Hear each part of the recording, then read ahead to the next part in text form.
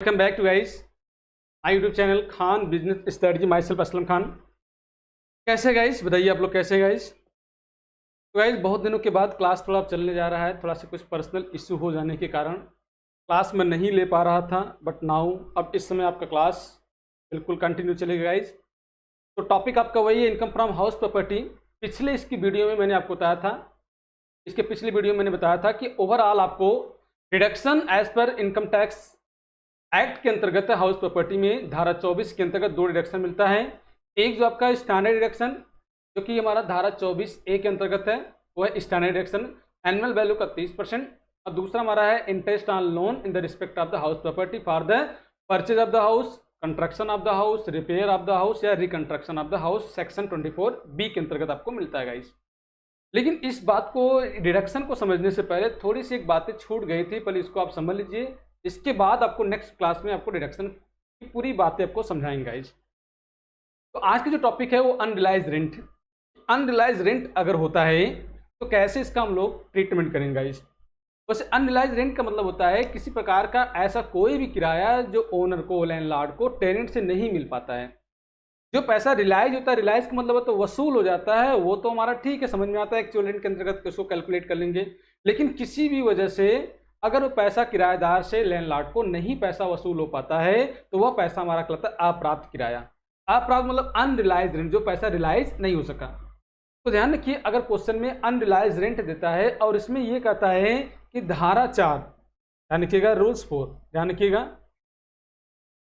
Rule 4, नियम 4 की शर्तों को अगर वो पूरा करता है, कौन पूरा करता है? जो व्यक्ति आईटीआर दाखिल कर रहा है, अगर वो नियम 4 की शर्तों को पूरा करता है तो ऐसी दशा में ये जितना भी आपका अनरिलाइज रेंट का पैसा होगा, वह अनरिलाइज रेंट का पैसा हम लोग म्युनिसिपल टैक्स के साथ हम लोग माइनस कर देंगे। याद करिए, सबसे पहले हम आपको बताए थे ग्रास एनुअल वैल्यू GAV निकालते हैं, और GAV निकालने के बाद इसमें से हम लोग म्युनिसिपल टैक्स, यदि ओनर पे करता है तो म्युनिसिपल टैक्स माइनस करते हैं, और साथ साथ अनरिलाइज रेंट अब हम लोग माइनस कर देंगे। यदि नियम 4 की शर्त को फॉलो करता है तो दोनों को जोड़ने के बाद यहाँ पर घटा देंगे, ये जो निकलेगा ये हमारा कहलाएगा this is the annual value. अब नियम 4 क्या है गाइस, थोड़ा समझ लीजिए। तो नियम 4 का मतलब कह रहा है, एज पर इनकम टैक्स एक्ट 1961 के इनकम फ्रॉम हाउस प्रॉपर्टी के हेड में धारा 23 और धारा 24 के अंतर्गत यदि कोई व्यक्ति जो अपना इनकम फ्रॉम हाउस प्रॉपर्टी के अंतर्गत अपना ITR दाखिल कर रहा है, तो ITR 2, ध्यान रखिएगा, ये जो ITR है, इनकम टैक्स रिटर्न जो आपका है ITR 2 में इस बात का मेंशन या इस बात का प्रावधान कर देना चाहिए कि इसके लिए कि अगर अप्राप्त का किराया हो रहा है तो उसे धारा 24B के अंतर्गत न घटाकर, बल्कि उसे हम लोग धारा, ठीक है, धारा 23 के अंतर्गत हम लोग उसको म्युनिसिपल टैक्स के साथ हम लोग क्या करेंगे, इसको माइनस कर देंगे गाइस। ठीक है, अप्राप्त का किराया अगर क्वेश्चन में दिया है, बस आपको ये ध्यान रखना है अप्राप्त किराया है, और अप्राप्त किराए का पैसा हम लोग नियम 4 अगर क्वेश्चन में दिया है, नियम 4 की शर्तों को पूरा करता है, सेटिस्फाई ऑफ रूल 4, तो इसको हम लोग म्युनिसिपल टैक्स के साथ हम लोग माइनस कर देंगे। एक बात आपको और ध्यान रखना है कि अनरिलाइज रेंट का पैसा अगर आपको प्रीवियस ईयर में किसी प्रकार का कोई अनरिलाइज रेंट का पैसा अगर वसूल होता है तो इस पैसे को हम लोग क्या करेंगे, बाद में हम लोग income from house property calculate करने के बाद ऐड कर देंगे। ठीक है, जैसे हम लोग यहाँ पर ओवरऑल सॉल्व कर लिए कि ये निकल गया आपका इनकम फ्रॉम HP, अगर निकल गया, सपोज करिए यहाँ पे कुछ आया तो इसमें ऐड कर देंगे रिकवरी ऑफ अनरिलाइज रेंट या रिसीव फ्रॉम अनरिलाइज रेंट। तो ये अगर अनरिलाइज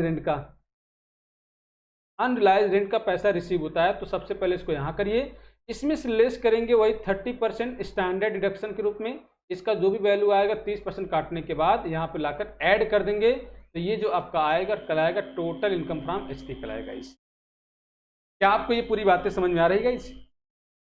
इसमें आपको दो बातें ध्यान रखना है, बातें आपको ध्यान ये रखना है गाइस, इसमें अगर हम बात करें तो अगर हम लोग बातें ध्यान रखें इसमें, तो देखिए सबसे पहले अगर आपको ध्यान रखना है कि इसको सॉल्व करते समय पहला केस क्या करा है, let out house which does not remain vacant during the year but there is the unrealised rent. Means कहने का ये तात्पर्य है कि मकान गत वर्ष में 1 महीने भी खाली नहीं है, मतलब नो वैकेंट, वैकेंट मतलब होता है खाली, does not remain vacant during the year, कि मकान आपका पूरा 1 साल तक वो लेट आउट है, कोई वैकेंट नहीं है, लेकिन साथ साथ हमारा क्या अनरिलाइज रेंट होता है, तो इसका कैसे हम लोग ट्रीटमेंट करेंगे, दूसरा करा है let out house which remain vacant during part of the previous year and there is unrealised rent. Means मकान अगर आपका खाली रहता है और साथ साथ अनरिलाइज रेंट होता है तो कैसे हम लोग उसका ट्रीटमेंट करेंगे, ये बातें आपको समझना है। गाइज मैं आपको एक थोड़ी सी बातें आपको और यहाँ बता देना चाहता हूँ, तब इसके बाद आपको न्यूमेरिकल हम सॉल्व कराएंगे गाइज। कि अगर मकान ड्यूरिंग द प्रीवियस ईयर में अगर मकान खाली रहता है, ध्यान रखिए गाइज, अगर मकान खाली रहता है चाहे 1 माह 2 माह 3 माह 4 माह जितना महीने अगर खाली रहता है, तो in case of the vacant के केस में किराएदार से, टेनेंट से जो भी पैसा आपको मिलेगा ओनर को, वही हमारा क्या माना जाएगा, मकान का GAB माना जाएगा, चाहे वो पैसा एक्सपेक्टेड रेंट से अधिक हो और चाहे वो एक्सपेक्टेड रेंट से छोटा हो, डज नॉट मैटर। अगर मकान खाली है, खाली रहने की दशा में किराएदार से जो भी पैसा आपको प्राप्त होगा वही हमारा मकान का GAB मान लिया जाएगा। म्युनिसिपल टैक्स अगर ओनर ने पे किया है तो घटेगा, और म्युनिसिपल टैक्स के बारे में अगर जिक्र ही नहीं किया गया पूरे क्वेश्चन में तो म्युनिसिपल टैक्स नहीं माइनस होगा। अनरिलाइज रेंट है और रूल्स 4 को सेटिस्फाई कर रहा है तो हम लोग अनरिलाइज रेंट को माइनस करेंगे। ये बातें आपको अब अच्छी तरह से पिछली वीडियो में आप समझ चुके हैं। आज आपको यहाँ दोनों केस जो आप देख रहे हो A और B, दोनों केस को हमको समझाने का पूरी प्रयास करेंगे गाइस। तो फटाफट अब जुड़ जाइएगा और बिल्कुल पेन और कॉपी लेके बैठिए गाइस, प्रैक्टिस करना है। सबसे पहले आपका एक सवाल आपके स्क्रीन पे आ रहा है, पहले आप इसको सवाल को समझिएगा। स्क्रीन आप पे आ गया सवाल। क्वेश्चन क्या करा है, फ्रॉम द फॉलोइंग इंफॉर्मेशन आप मिस्टर एक्स, इसका स्क्रीनशॉट लेना चाहें तो ले सकते हैं। पहले आप फ्रॉम द फॉलोइंग इंफॉर्मेशन आप मिस्टर एक्स का कुछ इंफॉर्मेशन दिया है। Compute the taxable income from HP, इनका टैक्सेबल इनकम फ्रॉम HP निकालना है गाइस। तो क्या क्या बोला है, म्युनिसिपल वैल्यू दिया 3,30,000, ओके भाई। MB 3,30,000, फेयर रेंट दिया 3,60,000, ओके। स्टैंडर्ड रेंट दिया 3,36,000 का है, ओके 336,000। अनरिलाइज रेंट, और यहाँ पे क्या बोल रहा है, रूल्स 4 आर सेटिस्फाई, ऐसे क्वेश्चन में दिया रहेगा। ये अमाउंट दिया 30,000 रुपया, और house let out 30,000 per month. ये क्या कर रहा है, मकान जो एक्चुअल रेंट है वो 30,000 महीने का है, और कह रहा unrealised rent receive during the year, ये कह रहा 24,000 रुपये आपको पुराना पैसा आपको मिल गया गाइस। ये आपका क्वेश्चन है। इस क्वेश्चन का आपको निकालना है इनकम फ्रॉम हाउस प्रॉपर्टी, निकालना आप मिस्टर एक्स का। तो गाइस आइए इसको फटाफट सॉल्व करते हैं, मजा आने वाला गाइस। स्क्रीनशॉट ले चुके होंगे, आइए इसको सॉल्व करते हैं। आइए गाइस इसको हम लोग सॉल्व करते हैं।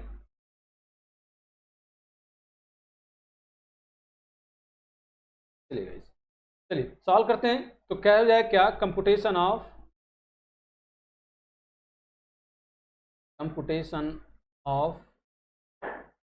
Income from house property for the assessment year 2021, sorry भैया 22-23।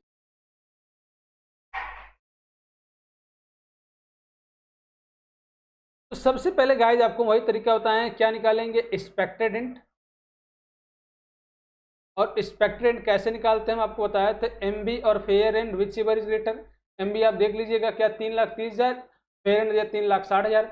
इन दोनों में अगर हम चेक करेंगे, दोनों में जो बड़ा होगा तो आप सब कहोगे सर इससे म्युनिसिपल वैल्यू हमारा छोटा बट फेयर रेंट ज़्यादा है, तो फेयर रेंट हमारा क्या हो एक्सपेक्टेड। लेकिन ध्यान रखना आपको यहाँ स्टैंडर्ड रेंट भी दिया है, इसका मतलब इस पर रेंट कंट्रोल एक्ट लागू होगा। अब रेंट कंट्रोल एक्ट लागू होने पर MB फेयर रेंट में चेक करिए which ever is greater but could not be greater than standard rent, ये इससे अधिक नहीं होना चाहिए। यदि इससे अधिक 3,60,000 अधिक होता है तो मकान का स्टैंडर्ड रेंट ही मकान का एक्सपेक्टेड रेंट मान लिया जाएगा। इसलिए इसका जो एक्सपेक्टेड रेंट होगा गाइज वो 3,60,000 न होकर बल्कि 3,36,000 होगा गाइज, ध्यान रखिएगा। दूसरा आपको हम क्या बताए थे, एक्चुअल रेंट। और एक्चुअल रेंट क्वेश्चन में दिया 30,000 महीने का है, तो 30,000 इंटू 12 कर दीजिएगा क्योंकि मकान खाली है नहीं, 12 36, 3,60,000। अब चेक करेंगे जो GAB आएगा, GAB कहता है विच एवर इज ग्रेटर। अब 3,36,000 प्लस 3,60,000, जो बड़ा हमारा होगा तो बड़ा हमारा क्या है गाइस 3,60,000। क्या ये आपको बातें समझ में आई? चलिए अब यहाँ पर हम लोग सॉल्व करेंगे, माइनस करेंगे म्युनिसिपल टैक्स, और क्वेश्चन में म्युनिसिपल टैक्स बिल्कुल भी नहीं है। आप देख सकते हैं म्युनिसिपल टैक्स कुछ भी नहीं है, बट यहाँ पर एक चीज दिया है वो है अनरिलाइज रेंट। गाइस क्या मेरी बात आपको समझ में आ रही है? म्युनिसिपल टैक्स नहीं दिया तो नहीं घटेगा, लेकिन यहाँ पर क्या दिया है, unrealised rent rules for satisfy ₹30,000, इसलिए यहाँ पर हम लोग अनरिलाइज रेंट को माइनस करेंगे। अनरिलाइज रेंट दिया है और कितना दिया गाइस, 30,000 रुपया। तो 30,000 हम लोग यहाँ से माइनस करेंगे, दोनों को जोड़िए, हो गया 30,000। तो 30,000 हम लोग क्या करेंगे, यहाँ से कट करेंगे। कट करने के बाद जो वैल्यू आएगा, इस कट करने के बाद जो वैल्यू आएगा, कट करने के बाद जो वैल्यू आएगा वो कितना हो जाएगा हमारा गाइस, 3,30,000। 3,00,000, ये हमारा रियल में क्या निकला guys, annual value. Annual shortcut में इसको ए भी बोलते हैं। क्या यहाँ तक मेरी बात समझ में आई? चलिए गाइस, अब यहाँ से हम लोग लेस करते हैं, यहाँ से बात आती है रिडक्शन। अगर हाउस प्रॉपर्टी निकालने के बोला है तो धारा 24 यहाँ पर लगेगा। अब ए जो हमारा है वो कहता है 30% of A B, 30% of A B, जिसको हम लोग स्टैंडर्ड डिडक्शन के नाम से जानते हैं। तो 3,30,000 का, 3,30,000 का अगर हम लोग गाइस बात करें, 3,30,000 का गाइस बात करें तो 30%, 3,53,9, 3,53,9, ये आ गया 99,000, 99,000। अब 99,000 इसमें से माइनस करेंगे तो क्या आएगा गाइस, 2,31,000। क्या गाइस मैंने सही घटाया है, 2,31,000 आपका आ गया। ठीक है, समझ में आपको आया? अभी ये क्वेश्चन पूरा कंप्लीट नहीं हुआ गाइस। अब यहाँ पर आप सॉल्व किए, ये आ गया 2,31,000 आपका आ गया, 2,31,000 आपका ये आ गया। ठीक है, अब इसमें ऐड करेंगे। ऐसा मैं क्यों कर रहा हूँ, क्योंकि यहाँ पर देखिए वो अनरिलाइज रेंट रिसीव हुआ है। अनरिलाइज रेंट सबसे पहले तो आप क्लेम देते हो म्युनिसिपल टैक्स के साथ, बाद में अगर ये पैसा कभी भी फ्यूचर में रिसीव होगा अनरिलाइज रेंट का पैसा, तो ये हमारा ऐड कर दिया जाएगा। अगर मान लो 2 अमाउंट दिया है अनरिलाइज रेंट का तो दोनों को जोड़ कर करिएगा, 3 दिया है तो तीनों को जोड़ कर करिएगा। ठीक है, तो अनरिलाइज रेंट यहाँ पे लिखेंगे रिकवरी ऑफ या receive of, recovery of unrealised, ये दिया है 24,000। तो 24,000 में लेस करेंगे 30% स्टैंडर्ड डिडक्शन के रूप में ये कटेगा। इस अमाउंट का 24,000 का 30%, तो 24 या 7200, 7200 आप क्या करेंगे, माइनस कर देंगे। माइनस करने के बाद उसमें तो आएगा 16,800, क्या आएगा, 16,800। अब 16,800 इसमें जब माइनस करने के बाद तो 2,31,000 ये हो गया आपका, 2,31,000 ये प्लस 16,800, तो ओवरऑल जोड़ देंगे तो आ जाएगा 16 और 1 17,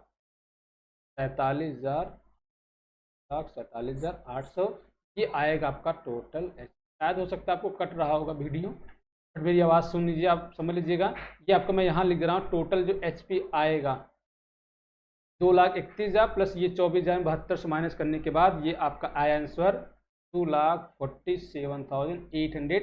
ये फाइनल आपका आंसर आएगा, ये फाइनल आपका आंसर आएगा। क्या आपको पूरी बातें समझ में आई? आप इस क्वेश्चन का आप स्क्रीनशॉट ले लीजिएगा, इस सोल्यूशन का स्क्रीनशॉट ले लीजिएगा। चलिए गाइज, एक थोड़ा और सवाल लेते हैं जिसमें मकान अगर वैकेंट होता है तो क्या। अभी ये क्वेश्चन जो आप सॉल्व किए हैं, ये हमने आपको जो बताया है, इस क्वेश्चन में किसी प्रकार का कोई वैकेंट नहीं था तो आपने उसका ओवरऑल ट्रीटमेंट कर लिया। अब अगर हमें सॉल्व करना हो, अगर इसमें हमें किसी प्रकार का कोई मकान वैकेंट देता है तो कैसे सॉल्व करेंगे। लीजिए एक सवाल आपके स्क्रीन पे और आ गया है, सवाल लीजिए। करा from the following information calculate income from house property. यहाँ भी आपको हाउस प्रॉपर्टी कैलकुलेट करना है। MB दिया 2 लाख, फेयर एंड दिया 1,80,000, ओके, स्टैंडर्ड दिया 2,50,000, एक्चुअल एंड दिया 30,000 रुपया महीने का। ध्यान रखिए गाइस, और यहाँ पे क्या करा guys, the house was vacant, the house was vacant for the 2 month, 2 महीने मकान खाली, इसका मतलब पैसा आपको मिलेगा ओनली 10 महीने का। Unrealised rent 40,000, rules 4 are satisfy in the year, in the previous year. Municipal tax paid by owner 15,000 और municipal tax paid by tenant ये भी 15,000। गाइस ध्यान रखिए, अगर कभी भी क्वेश्चन में municipal tax paid by tenant देता है तो ये म्युनिसिपल टैक्स कभी भी माइनस नहीं होगा। ध्यान रखेंगे, म्युनिसिपल टैक्स तभी माइनस होगा जब ओनर पे करेगा तब। या तो क्वेश्चन में कुछ भी ना बोला हो, सिर्फ ये बोल दिया म्युनिसिपल टैक्स दे दिया हो, ये आगे नहीं लिखा, ओनर लिखा है टेनेंट लिखा, तो भी हम लोग उसको ये मान के सॉल्व करेंगे कि ये ओनर ने पे किया है, तो हम लोग इसको माइनस कर देंगे। ठीक है, चलिए स्क्रीनशॉट ले चुके होंगे, आइए इसको सॉल्व करके देखते हैं इसका क्या सोल्यूशन आएगा। तो यहाँ भी हम लोग को निकालना होगा। आइए मेरे साथ, कंप्यूटेशन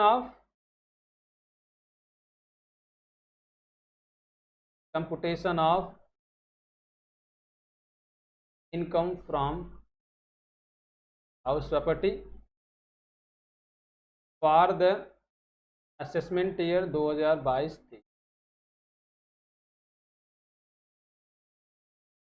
सबसे पहले गाइज वही तरीका आपका रहेगा एक्सपेक्टेड रेंट,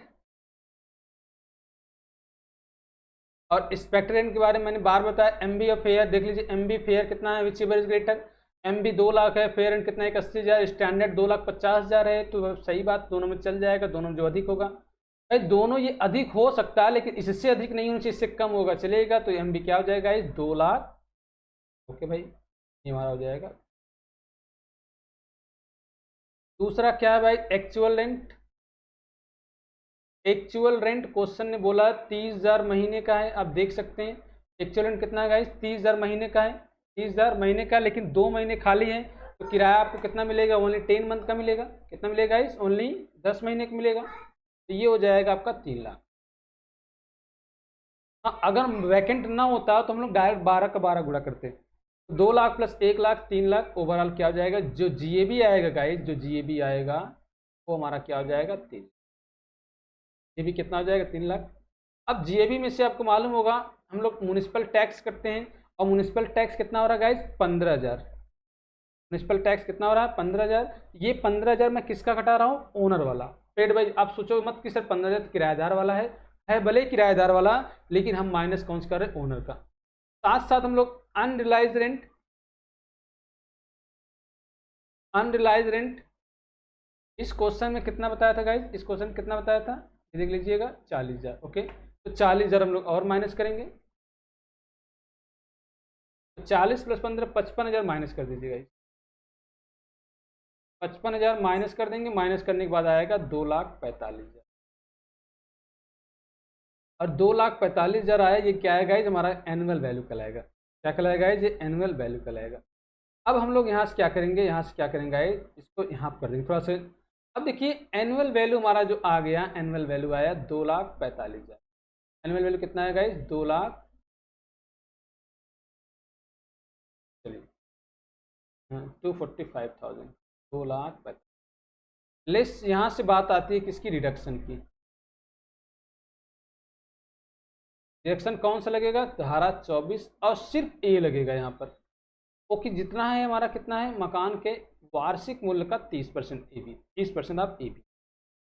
तो अगर हम लोग क्या करें, यहाँ से माइनस करें गाइस, यहाँ से अगर हम लोग माइनस करते हैं, अब बी क्यों नहीं लग रहा होगा, क्योंकि मकान को बनवाने, खरीदने, मरम्मत या रिपेयर के लिए किसी प्रकार कोई लोन है नहीं, तो लोन नहीं तो लोन का ब्याज भी नहीं जाएगा, इसलिए आपका घट जाएगा। तो 2,45,000 का 30%, 24 या 72, 73,500, 73,500 माइनस कर दीजिए। 73,500 इसमें माइनस करेंगे तो जीरो, ये जीरो हो गया, ये 5 हो गया, 1 हो गया गाइस, 7 हो गया, और ये क्या गाइस होगा 1 हो गया। ये हो गया हमारा इनकम फ्रॉम हाउस। इस तरह से क्वेश्चन आपने गाइस इसको भी सॉल्व कर लिया। तो आई होप आपको ये सवाल बहुत अच्छा लगा होगा, बहुत अच्छे तरीके से समझ में भी आया होगा। किसी प्रकार का कोई डाउट हो, किसी प्रकार का हेजिटेशन हो, आप इसको बिल्कुल कमेंट करिए, कमेंट करके बताइए गाइज। अगर आपको ये क्लास, आज का वीडियो, आज का सेशन अच्छा लगा हो तो प्लीज़ लाइक करिए, शेयर करिए, और चैनल पहली बार है तो चैनल को सब्सक्राइब करना बिल्कुल ना भूले गाइज। इसके बाद जो नेक्स्ट क्लास में गाइज आपको बताने वाले हैं वो धारा 24, जो पूरे इनकम फ्रॉम हाउस प्रॉपर्टी का सबसे मेन आपका रिडक्शन है, धारा 24B, जो कि इंटरेस्ट ऑन लोन के संबंध में है, इंटरेस्ट ऑफ लोन के संबंध में है। ये बातें आपको नेक्स्ट क्लास में बताएंगे गाइज।